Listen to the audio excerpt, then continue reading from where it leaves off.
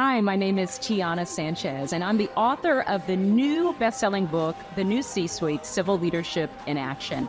I'm also the founder and CEO of TSI LLC, where we help solve complex people problems for organizations. I really want you to tune in to this episode because we're going to be talking about civil leadership and really how can it impact you and your organization. If you want to learn how to have a conversation and be a better leader, I suggest you listen to the full episode, and it'll challenge you to really think about how you lead your team and what the future looks like for you.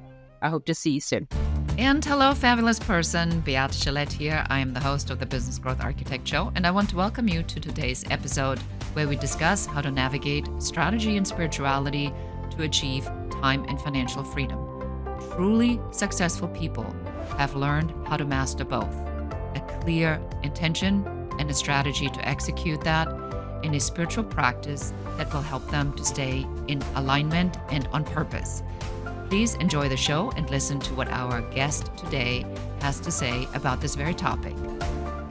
Hello and welcome, Beate Gillette here, the Growth Architect. Today, I have Tiana Sanchez, the boss lady, with me, and also the author of a book on civility. And I don't think there's a better topic to be having right now, where we see so much anger, discord, us versus them going on around us, that I really felt it's an important conversation to bring to the Beehive. Tiana, welcome. I'm so excited to have you. Thank you for having me. I'm glad to be here. For somebody who doesn't know who you are or is not familiar with your work, will you please introduce yourself and tell us what problems do you solve for your clients?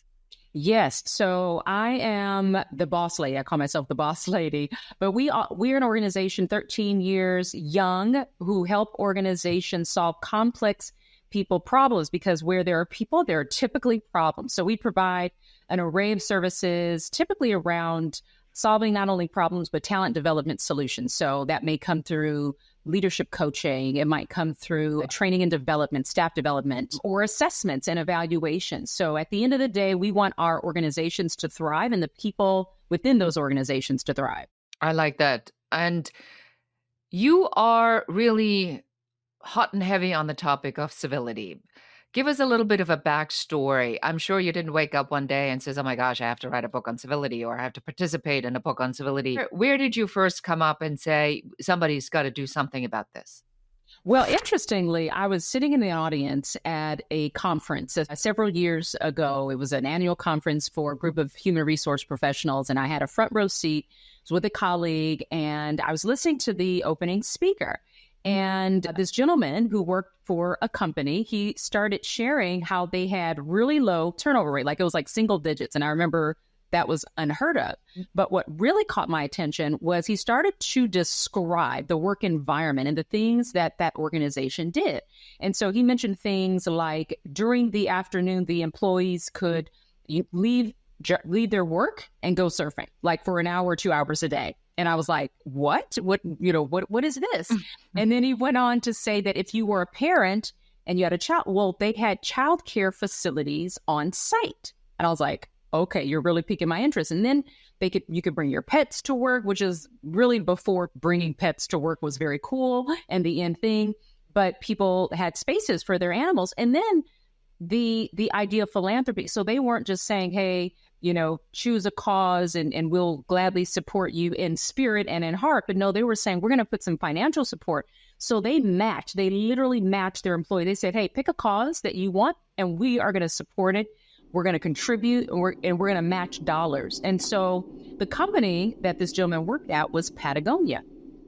And if you know anything about Patagonia, they are all about sustainability. They're about the world. They're about global responsibility.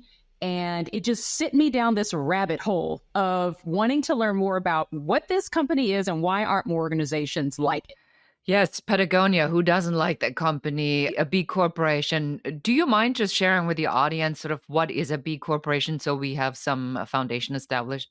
The B Corp certification is a rigorous assessment. It's an evaluation of your company based on 5 facets, and they call these the 5 impact areas. And so if you want to demonstrate that you are a company that is really not just saying certain things, but actually living and breathing this, then you go through this assessment. So the 5 impact areas are governance, workers, community, customers, and environment. Well, once you go through this assessment, you get a score rating. Most companies who go through this, they get a score. And Patagonia has actually been certified, if I'm not mistaken, for many, many years with a very strong high scoring. So that is what a B Corp, it's basically saying to the world that we believe in these 5 impact areas. We're holding ourselves accountable, and we're not just talking about it, but we're being about it.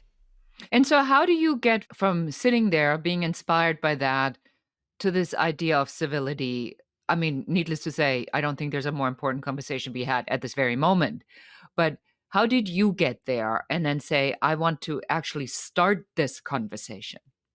I think when I realized we're almost at the 5-year point of the pandemic, it started helping me to reflect like kind of where we've come from, where we've been, and the things that have transpired. And I remember in 2020, just so many different things have happened that were brought to the forefront within our society and within our world. I think that it's not new. I think these types of, whether it was civil unrest, whether it was, again, this division, this discord, as you described earlier, was created.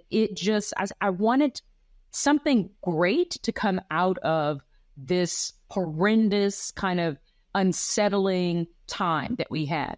And what I learned through this process, so during those years, my company, my consulting firm, and just like everybody else, our sales kind of dipped a little bit.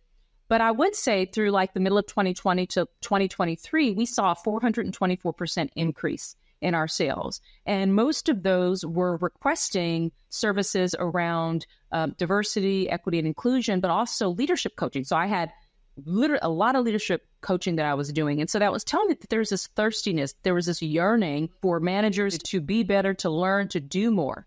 And so last year, the end of 2023, and even the beginning of this year, we started seeing a lot of layoffs. Big companies, I'm talking a lot of tech companies started to lay off their employees. And what I found interesting was that many of those roles were those chief diversity officer roles, those roles that we said 3 years ago that these were the people that we needed in these roles.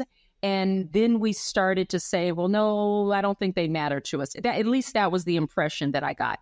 And then we started seeing these polarizing views of people saying that DEI was now triggering, and other people saying, well, no, it's necessary. And over here, we're saying, oh, we need to defund it. And we're not, no, we need to put more resources behind it.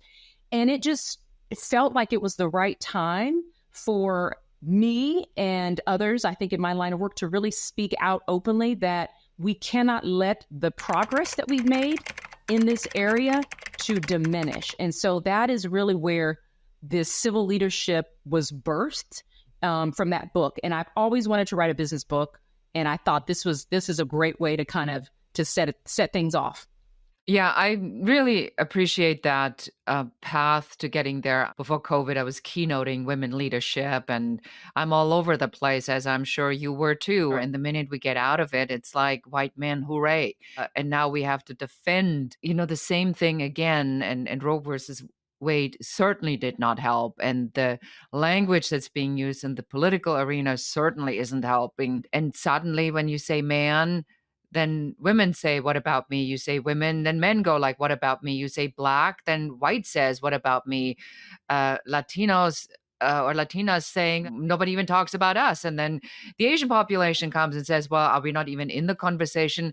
And now it feels that we've gotten to such a point where you almost can't say anything. It got to a point where I was in an event and I mentioned that my first husband was black, and that was a trigger for somebody, right? Whereas then if I would have said, I see no color, which I have learned is not a good thing to say because obviously I see color. So I was like, okay, that's it for me. We have to find a better way. So I arrived at the exact same conclusion as you do, that if the message that we're going out with is having this much friction in it, we're never going to get anywhere. We keep turning in circles. So now let's go back to the civility. So now you got this great concept of something that I believe everybody can agree to, right? Civility, men want, women want, any race, color, age, everybody wants civility. So how do you now present this to the world? Because it's a new concept, but it's not a new concept. How do you position that? Civility really is in everything that we do. When I had to explain it to my publisher when we were talking about civility, because it can have a couple of different meanings. And I really wanted to focus on the respect for others. We can have disagreement. And that's the problem. I think we're very fragile, and we have not strengthened our resolve to be able to have these kinds of conversations. There's an author by the name of Robin DiAngelo. She wrote a great book called White Fragility.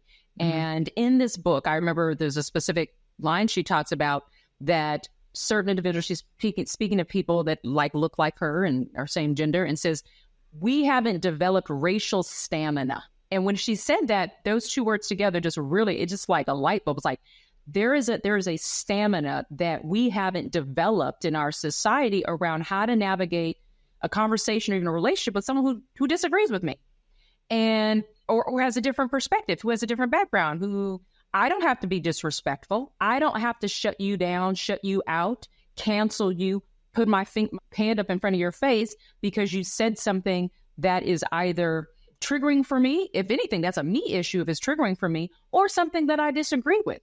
We haven't, and I don't say this as for everyone because there are exceptions, but most of us have not learned how to engage in civil conversations where we communicate with respect and communicate in a way where I want to learn, I want to understand where you're coming from. I still may not agree with you, and that's okay, but we still have at least a civil conversation.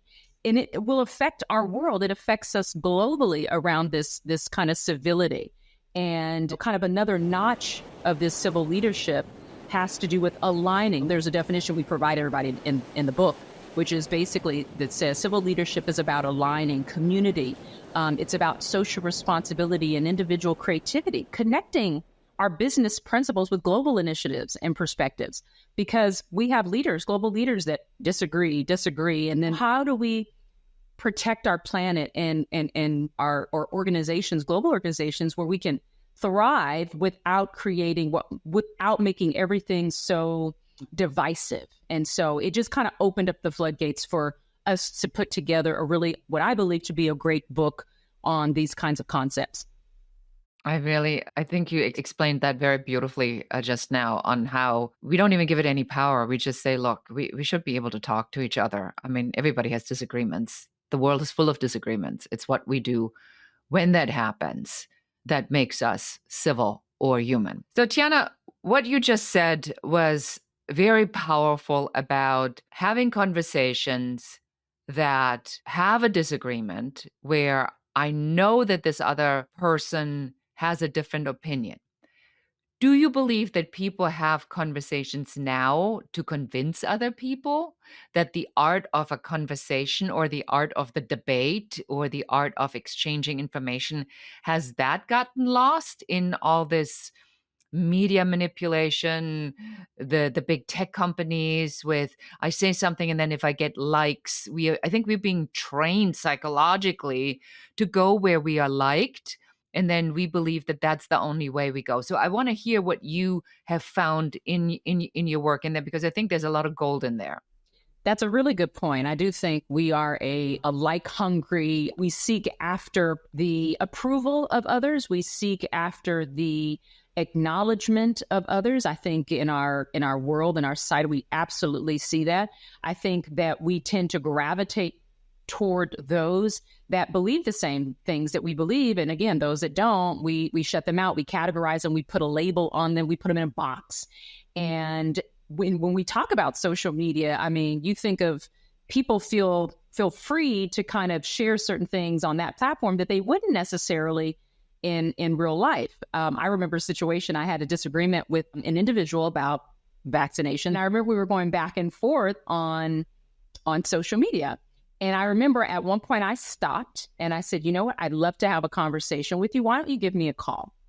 Because I didn't want to go back and forth with this person, because I know people feel a little bit more free, dangerously free on that platform to say certain things without engaging me as a human being. Because somehow when we see it, even though we see the person's face in that little text box, you don't really see a human. You just see this kind of digital footprint. And so it takes away the humanness of who you're talking to. And then you go spewing hate or various things. So I said, you know what? Let's have a conversation offline. And she did. She called me. We chatted. Because by the way, we were confidants. Like, we knew each other. And we were having this really strong, heated disagreement. And we chatted off the phone. And it was fantastic. I don't think many people are doing that. So yes, to your point, there are people that are, hey, I must be saying the right things. I must be doing the right things. People are liking. There is, I think, and I don't know the name of it. I'd have to ask my friend who's a behavior psychologist, but there's a name for when you tend to find and follow the people that will agree with you. Confirmation bias. Yes. Yes. And so you will generally find those people, and then you think you're the best, you're the greatest, you're da-da-da-da-da, and you just put yourself in a box. And it removes the diversity, it removes the creativity, it removes thinking about things in a different way. Mm-hmm. And I think that it's dangerous for us to rely on external approval in this kind of season, in this environment. I couldn't agree with you more. It's actually one of the things I talk about quite frequently, where I say that happens when you make a conscious choice to stay where you are. Because if you are okay with where you are today, you're going to defend this position from here on out. My mother is in the same opinion that she has been since World War II as a 12-year-old. She never made a conscious choice to say, I am purposely going outside my comfort zone to look for things that are contrary or outside what I believe in, because she just can't. I mean, literally, she cannot. So I think, and I see this in my work, which I'm sure you do see in your work, that the most coachable people or the most results we see is when somebody says, Tiana, I would have never thought about it like this. I completely disagree with you, but let me sit on this. Yes, I think the people that, and I'm going to be bold to say that it's cowardly. I've worked with enough people to say, when someone says to me, this is just how I am, this is just who, and these are people that are in leadership roles in most cases, in 90% of the cases. This is just who I am. This is just how I am. To me, that doesn't make me respect you more, because someone who humbles themselves and says, you know what, I don't know everything. And even what I think I know could be changing, because the world is changing and evolving. So you know what? That is a unique perspective. Tell me more. I'm really interested in learning about that. Can I share my point of view with you and tell me what you think? That's a conversation like that I'd be willing to have, that I want to have. So those that stick to certain beliefs, and hey, we all have our beliefs and backgrounds and how we were upbringing, particularly if you are in a leadership role and other roles where you are impacting lives in people and touching people and lives every single day, you absolutely cannot be so rigid where you are not opening yourself up to things that you don't know. Perfect segue to go in the strategic part of this. So let's talk about leadership, and let's talk about civility in leadership. How do I know, Tiana, if I'm a leader who follows civility concepts or not? Because I think I'm an amazing leader, because I'm the leader after all. So if somebody made me the leader, or I assumed leadership, I must be good because I have the title, I have the position, I'm the CEO. Is that true? How do I do my self-awareness here? What do you do? Well, first, before I tell it, let me just remind the audience that there's two reasons why people get promoted. One of them is seniority, and one of them is because you had success in a non-managerial, non-leadership role. Those are the two reasons. So most managers that go on to become leaders have done so not because they particularly demonstrated a certain competency or skill set initially. Okay, so let me just say that to kind of bring this into the fold. What the Certified B Corporation evaluation does, it does this very thing. It kind of says, and again, they don't use the term civil leadership, but it does give you, like through governance and community and workers, it gives you a framework that says, if I practice these things, if I'm actually doing these, I'm taking care of my employees, I'm making sure that my customers receive the best quality, that I'm following certain rules of governance, and, all of these different facets, that is where you are evaluated, and objectively, not subjectively, right? So there are people that might not disagree with you because they work for you. And so you may not get the most honest response if they're signing your paycheck. Hey, am I a great leader? Yep, you sure are, And so it's like, I want to keep my job.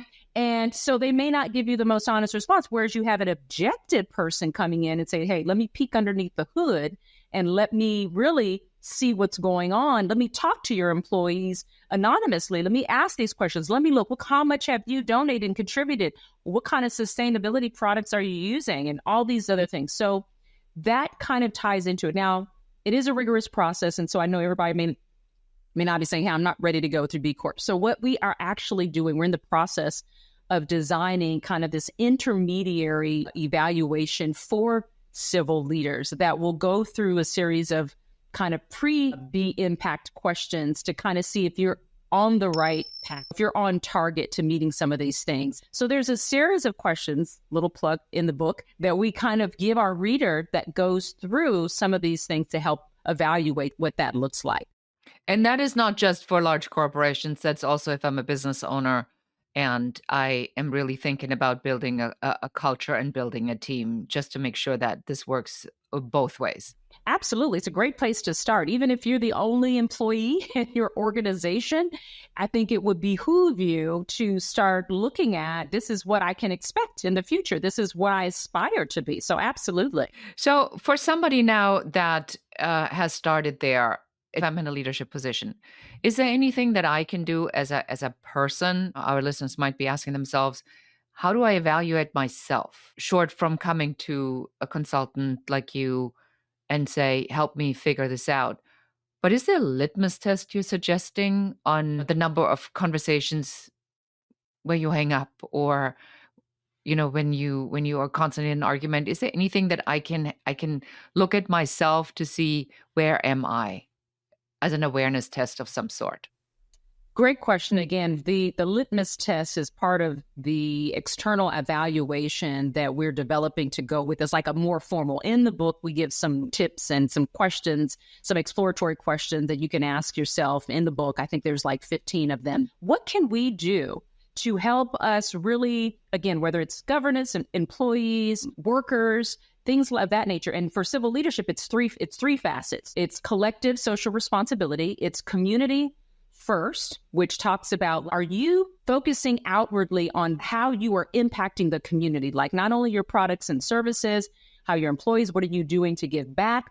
So it's collective social responsibility, it's community first, and it's creative synthesis, which is really all about the uniqueness of each other, the diversity that we bring our unique talents. And together, when we bring those unique talents, it creates something even greater. Have you ever created an impact investment fund? Where would those funds go? So it's not thinking of those typical leadership questions.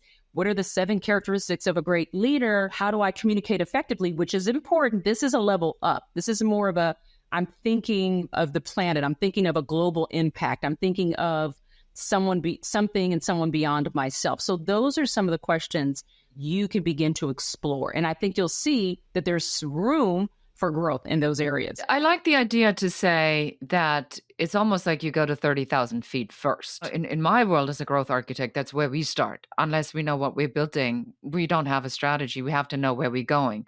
I like this idea that you say, well, why don't you as a business, as a company, regardless of your size, determine how do you want to show up and how do you want others to see you and how do you want to be your legacy to be, your impact in the world. And let's determine that first. And then let's go and find the people that believe into that, then define the leadership strategy that follows that. Am I understanding this correct, or do you want to add anything to that? I definitely will add. I think for those who might be starting out, that could be a great approach. Let's say you're 20 years young and you already have employees and you've kind of built a reputation for yourself. And then all of a sudden you realize, you know what, I could be doing better. I'm not doing as well or being as responsible as I'd like to be as an organization. Again, I think of, Patagonia, that they are continuing to still live and breathe the principles that they've established years ago. At any point, as a leader, you can flip that switch. You can say, going forward, I am going to start making a difference. There are principles of a civil leadership that says it shouldn't always be about the traditional business paradigms of a capitalistic society. And I know that's going to step on toes because we're all about money. And so if you're not making money, then it doesn't make sense. Why are we doing it?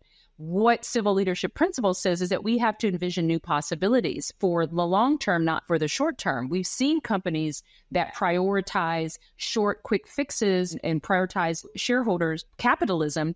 And then there are issues. I will not state the companies that we've seen in the headlines that have experienced these issues, but quality issues, lives are on the line where they've had those. You should be focused on other things, not only the bottom line. If I remember, there are people that are working at your organizations, not robots, at least not yet. So we want to make sure that we're humanizing the workplace, that we're looking at the best interest of the society at large, that we're upholding moral standards within all of our actions and holding people accountable to that and shaping and influencing the culture of their organization. So there are principles that go beyond the day-to-day transactional part of leadership and even beyond the relational part of leadership. I think there is a spiritual awakening that happens when you take on this kind of civil leadership role, that you are tapping into and touching things that are greater and larger than you. And I think that is where we should all aspire to be. I love that. And what a great way to end our interview. So Tiana, for somebody who now has listened to this interview and wants to get in touch with you, where do we send them? Yes, very easily. You can go to tianasanchez.com, which is my website, or you can connect with me on LinkedIn. I love connecting with new faces and new people. And you can find any of my books on Amazon.com as well. So please connect with me. Love to reach out to you and hear how this resonated with you. Excellent. Thank you so much. And you've been an amazing guest. I appreciate you sharing your information and wish you nothing but bestseller status for the book, of course, and hope that a lot of people respond very well to it, especially in times like this. And for all of you out there, thank you so much. I am always grateful that we have the opportunity to bring these conversations to you. Let us know how it lands, how it resonates, what you're taking away. And please do share this episode with one other person who needs to hear what we were talking about today. And with that, I say goodbye until next time. So appreciate you being here. Thank you so much for listening to the entire episode. Please subscribe to the podcast, give us a 5-star review, a comment, and share this episode with one more person so that you can help us help more people. Thank you again. Until next time. Goodbye.